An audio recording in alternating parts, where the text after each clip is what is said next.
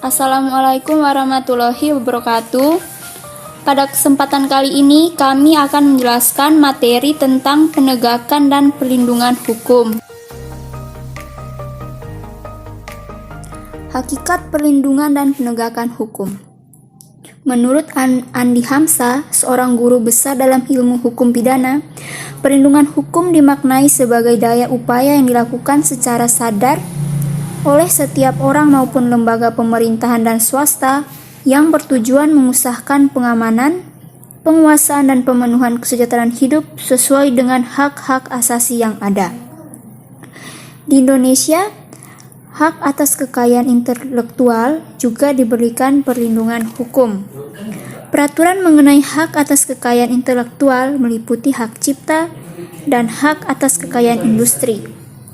Pengaturan mengenai hak atas kekayaan intelektual tersebut telah dituangkan dalam sejumlah peraturan perundang-undangan, seperti Undang-Undang Nomor 28 Tahun 2014 tentang Hak Cipta, Undang-Undang Nomor 15 Tahun 2001 tentang Merek, Undang-Undang Nomor 13 Tahun 2016 tentang Paten, Undang-Undang Nomor 29 Tahun 2000 tentang perlindungan varietas tanaman, dan lain sebagainya. Pentingnya perlindungan dan penegakan hukum. Yang pertama, tegaknya supremasi hukum. Nah, di sini saya juga akan menjelaskan apa itu supremasi hukum. Supremasi hukum merupakan upaya menegakkan dan menempatkan hukum pada posisi tertinggi dengan menempatkan hukum sesuai tempatnya. Hukum dapat melindungi seluruh warga masyarakat tanpa adanya intervensi oleh dan dari pihak manapun, termasuk oleh penyelenggara negara. Yang kedua, tegaknya keadilan. Yang ketiga, mewujudkan perdamaian dalam kehidupan masyarakat.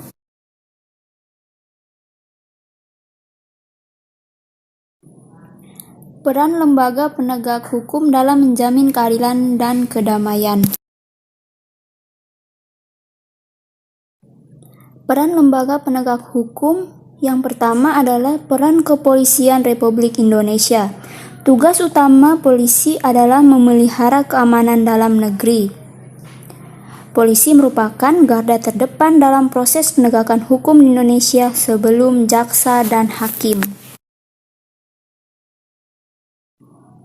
Peran Kejaksaan Republik Indonesia, khususnya di bidang penuntutan, yaitu ada dua. Yang pertama di bidang pidana, yaitu melakukan penuntutan, melaksanakan penetapan hakim dan putusan pengadilan, melakukan pengawasan terhadap putusan pidana bersyarat, putusan pidana pengawasan, dan keputusan lepas bersyarat, melakukan penyidikan terhadap tindak pidana berdasarkan undang-undang, dan melengkapi berkas perkara. Bidang yang kedua yaitu di bidang perdata. Yang pertama, peningkatan kesadaran hukum masyarakat, pengamanan kebijaksanaan, penegakan hukum, pengawasan peredaran barang cetakan, pengawasan aliran kepercayaan yang dapat membahayakan masyarakat dan negara, pencegahan penyalahgunaan dan atau penodaan agama, dan penelitian dan pengembangan hukum, serta statistik kriminal. Yang ketiga adalah peran hakim sebagai pelaksana kekuasaan kehakiman. Hakim adalah pejabat peradilan negara yang diberi wewenang oleh undang-undang untuk mengadili di sebuah sidang pengadilan berdasarkan ketentuan perundang-undangan. Kekuasaan kehakiman juga telah diatur sepenuhnya dalam Undang-Undang RI Nomor 48 Tahun 2009 tentang kekuasaan kehakiman.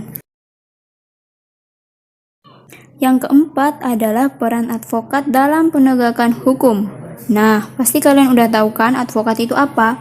Jadi advokat itu kata lainnya dari pengacara yang berprofesi memberi jasa hukum baik dalam maupun di luar pengadilan.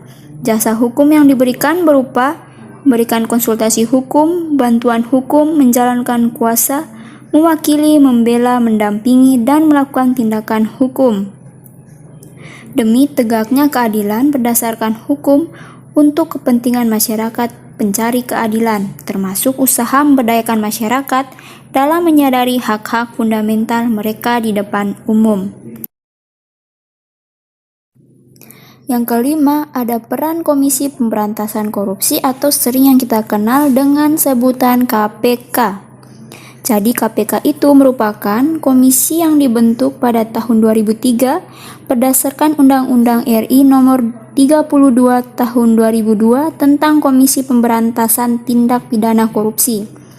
KPK dibentuk dengan tujuan untuk mengatasi, menanggulangi, dan pemberantasan korupsi.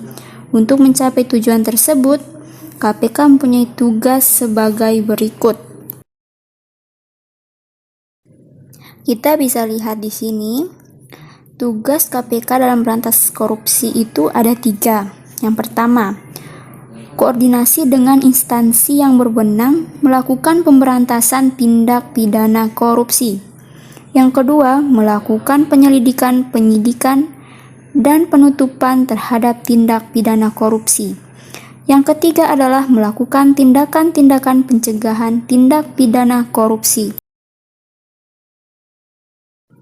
Dinamika pelanggaran hukum. Pelanggaran hukum itu terjadi karena ketidakpatuhan terhadap hukum. Ada 2 hal yang menyebabkan ketidakpatuhan. Yang pertama, pelanggaran hukum dari si pelanggar sudah dianggap sebagai kebiasaan.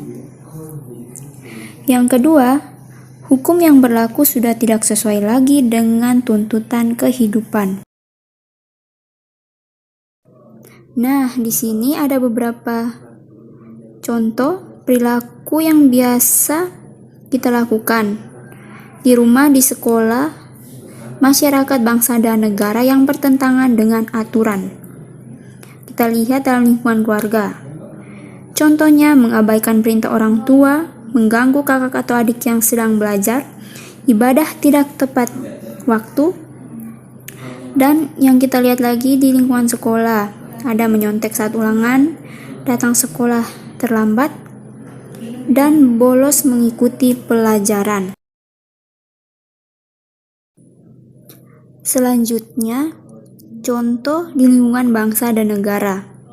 Yang pertama, tidak memiliki KTP, tidak mematuhi rambu lalu lintas, melakukan aksi teror terhadap alat-alat kelengkapan negara. Selanjutnya dalam lingkungan masyarakat, diantaranya main hakim sendiri, mengonsumsi obat-obatan terlarang, dan membuang sampah sembarangan.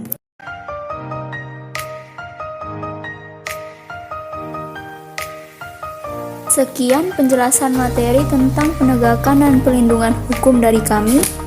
Kurang lebihnya kami mohon maaf. Terima kasih. Wassalamualaikum warahmatullahi wabarakatuh.